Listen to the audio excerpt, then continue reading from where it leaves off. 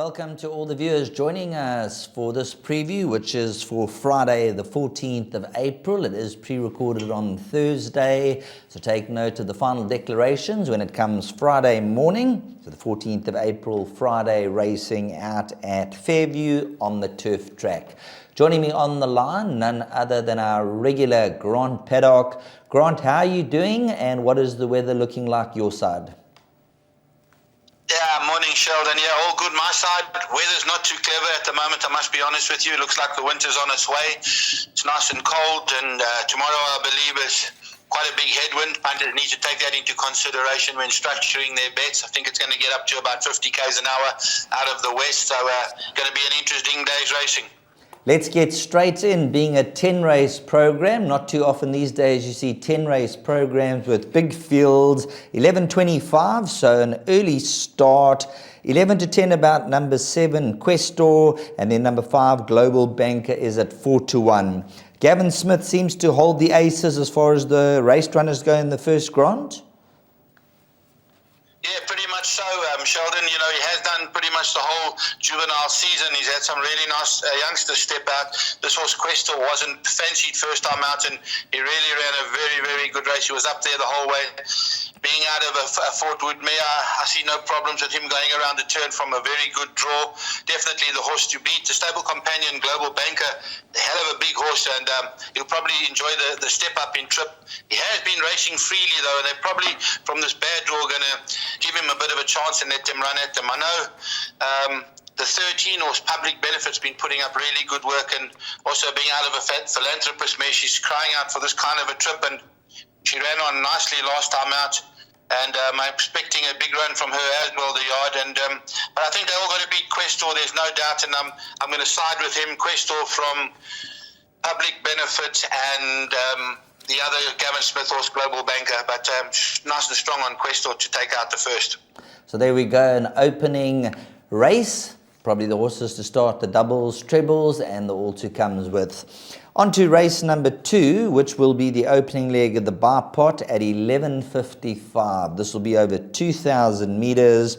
Just looking at the anti-post betting, 4 to 10 about number 1, Perfection, as the best rated runner here, with number 5, Zatara Magic. So numbers 1 and 5, and then there's a bit of a gap away to number 2, Heathcliff. Now, Grant, when it comes to race number 2, number 1, Perfection, he's one of those horses who's won 50% of his races to date.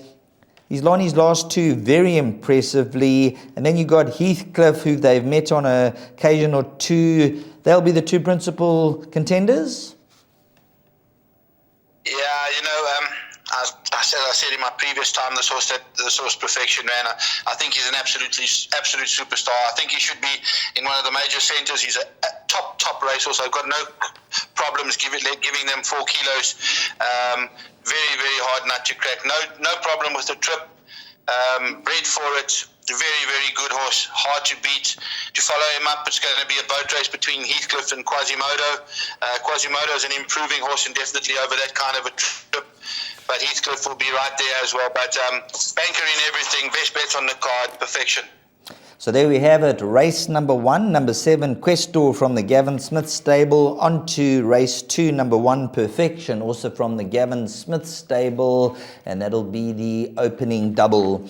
As we move on to the opening leg of the place accumulator, race number 3, which will be run over 1,600 meters. Now, yeah, where it starts to get a little bit more difficult when it comes down to the bigger fields. Anti-post 9 to 2 about numbers 1 and 3. Green Falcon and number 3, Bournemouth. Grant, I'm going to get straight to the chase. Race number 3, who'll be your top 2 or 3 selections? Sheldon, a lot of talk here for the 3-horse Bournemouth. I must be very honest with you. I see he's drawn out in the blue gum trees, but it is Richard Fourie, and he doesn't seem to have an issue in Port Elizabeth getting horses over from bad draws. A lot of talk for him. I believe he'll win. This horse, Green Falcon, a very good first run out. Even he was all at sea on the poly over a 5 furlong. I felt it was too short. He ran on strongly. He'll enjoy the step up to the mile. It's a competitive maiden field, I must be honest with you. Opening ceremony, chasing cheaters, they all got. The improver in the race is probably going to be a horse number 11, Peonite. He ran a nice race last time out, only beaten a length and a half in his second run. But this is his second run after a rest, so he's a horse that you can follow definitely in the next couple of runs. But I think the winner will come from 3 and 1. And also this horse, Law Court, he ran a decent race last time out, just needing his first outing. But 3 and 1 should get you through the place accumulator. If you want to go a little bit bigger, 2 and 11 to add into that. Let's jump straight on to race number 4 over 1,600 metres. At this stage of the game, 11 runners will face the starter. Being the opening leg of the pick 6, we look at 1 or 2 races later on, some biggish fields. How many numbers would you go with in the opening leg of the pick 6, Grant? Sheldon, I went 4 horses in the first leg of the pick 6, 1, 3, 4 and 10. I like this horse, Eternity Ring, first run in the province. She's been as high as 105 in Johannesburg, and she's down to an 84 rating, working very, very well. Yenny up, solid pace in the race, going to be with Daughter of Zeus, and so the pace will be there. Big respect for Chronicles of Narnia as well as Carbonado, but I think Eternity Ring can win a race like this. All you have to do is go back in her earlier form when she raced in those features behind Rain in Holland. Although beaten 6 and 7 lengths, the form could be far superior in this field. So at around 7 to 1, that's definite value. 100% Sheldon, good value. Let's go on to race number 5 over 1,600 metres, and just looking at a number of the tipsters, they're going with number 12, Cavian's Cora. And Cavian's Cora, if we have a close inspection, I remember her from KwaZulu-Natal. She seemed to go through the motions, and then last time she got a bit of confidence when once again finding support, and she managed to deliver. Yeah, she really has found her form now. And, you know, these older mares, when they're in form, you stay with them until they lose it. She did get a decent size, I think a 7-point penalty for that win. But she was, just because of a previous run to Double Destiny, it's not going to be much between her and Sarajevo, but I think because she's in such good form, we're going to stick with her. But this is an absolute minefield. I've gone 9 horses in the pick 6 here, to be very honest with you. But I have chosen Cavian Cora as my leading light here, with the 3, 8 and the 2 to follow her home. But you're going to need horses like 4, 5, 7, 9 and 13. So a person really has to go wide here. Very tricky fillies and mares handicap. Thanks very much, Grant. So we will go with a number of horses in race number 5 as we move along to race number 6, which is the Fairview Flying 5 over 1,000 metres. Looking at the best weighted column, the conditions of the race suit a horse like number 7, Fedra, number 1, Cruise Control, and not far off them, number 2, Cliff Top.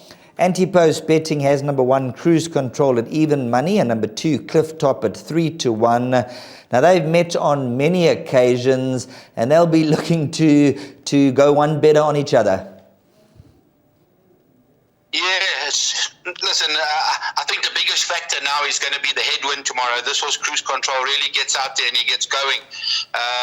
The filly Pedra as well, you know, they rock and roll. Cliff Top can give them a bit of start and run at them. Which he did 2 runs back over the 5 furlong in a Pinnacle Stakes. Slightly better off at the weights on that run. Those 3 horses will get you through the pick 6, a place accumulator. You can bank a Cruise Control. I can't see him missing the first 2, and probably the bipot as well, a banker. That'll take us on to race number 7. So let's have a look at race number 7, the listed Glenlair Trophy, which is over 2,800 metres for all horses, no allowances, and quite a few races on the day. The best weighted column could come into play. Scratch numbers 2 and 4 at the early stage of recording, which means number 1, Jaeger Moon, is the best weighted horse at 22 to 10. Would Jaeger Moon be your top selection, or are you looking elsewhere? At 60 kilograms is a concern for me. I'll be very honest with you. I make it a boat race. I will tell you that between him and Magnum Fire, they both come out of the same fawn line. They've been running in pinnacles, and the rest of these horses have been running in lower division handicaps. I do make it between the two of them. Slight preference to Magnum Fire. I know he's doing very well at home. I think this is going to be a tactical race where jockeyship is going to come into it.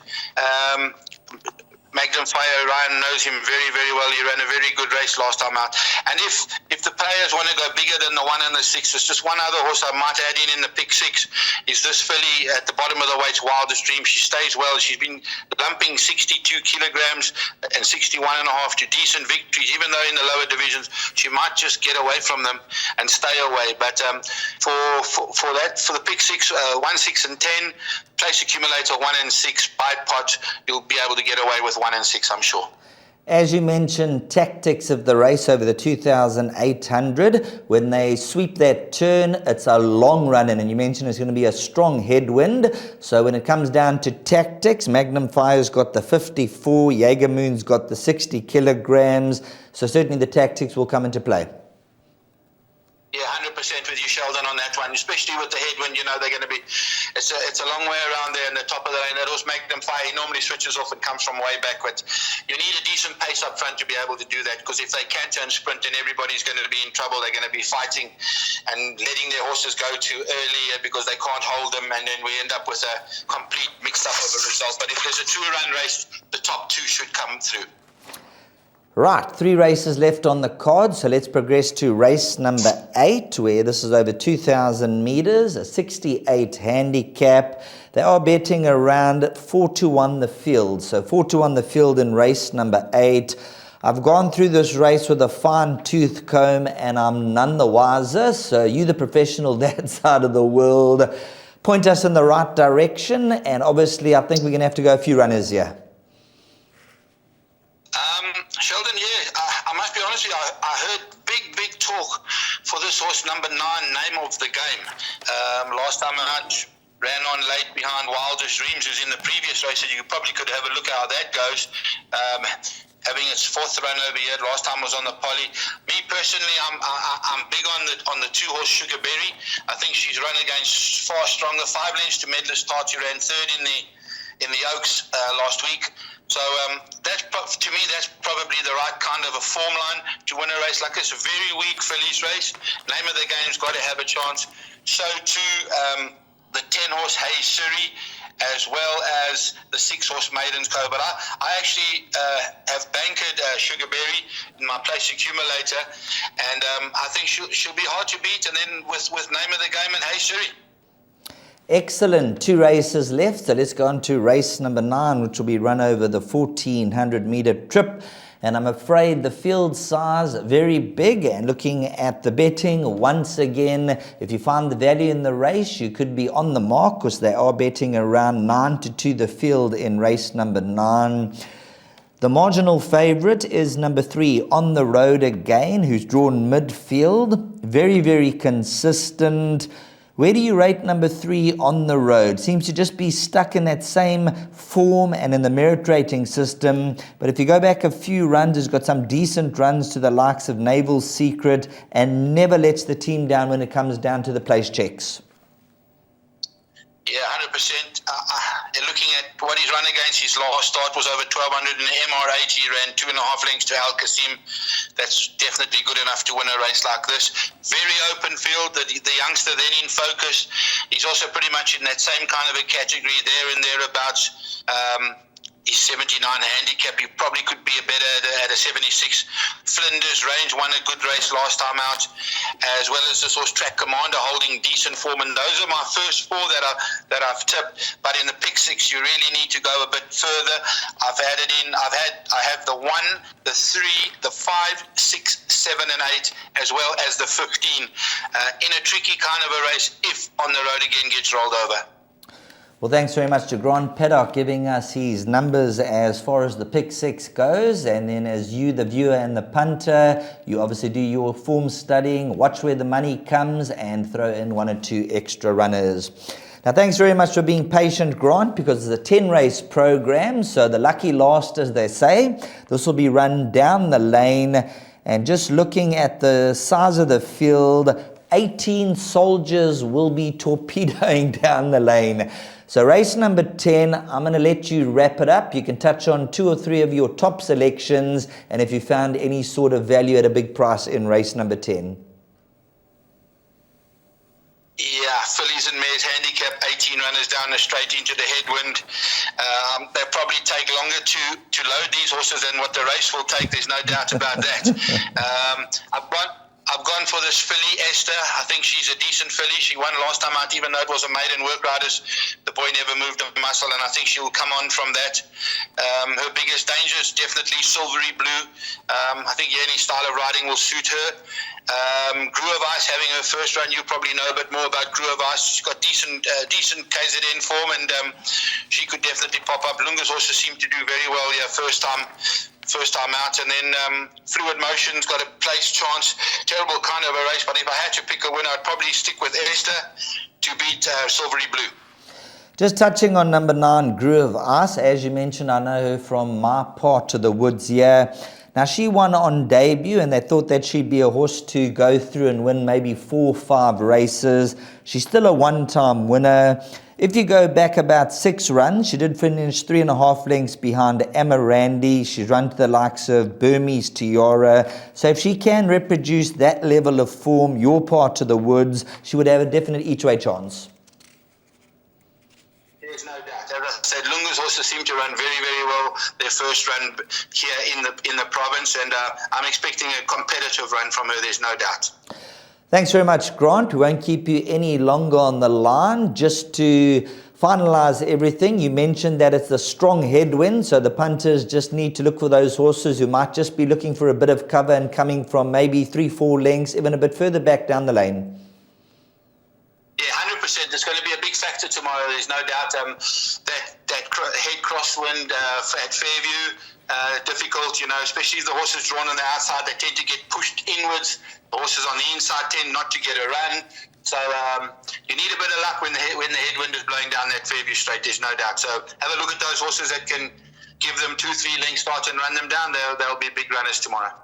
Well, I promised you we'd get the show done by 10 o'clock. It's just struck 10 o'clock, and now you can go out and catch some fish. Thank you very much. Go well, Sheldon.